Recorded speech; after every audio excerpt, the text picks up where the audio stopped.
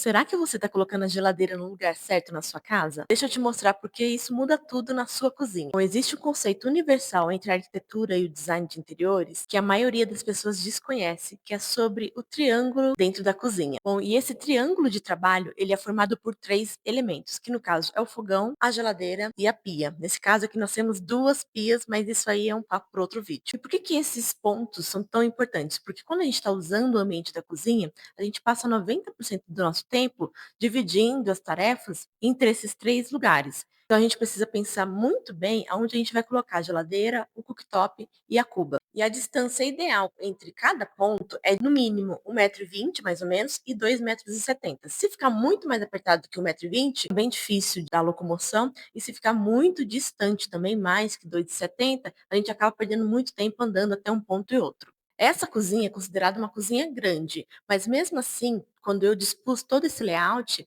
eu pensei exatamente em seguir essas medidas máximas. Então pode parecer que a geladeira está longe, mas ela está dentro desses 2,70, está até um pouquinho abaixo. Antigamente nas casas, se a gente lembrar dos padrões dos anos 90 ou 80, a gente sempre tem aquela cozinha quadrada, geralmente sem ilha, e com uma mesa no meio.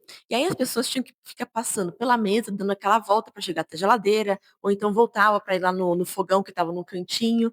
Então, se a gente pensar, não faz muito tempo assim, toda essa dinâmica era muito mais difícil da gente conseguir trabalhar dentro de uma cozinha, que parecia que ela era bem mais apertadinha, do que hoje com as cozinhas com conceito aberto. E toda essa disposição pensada pode parecer que é só estético, mas não é.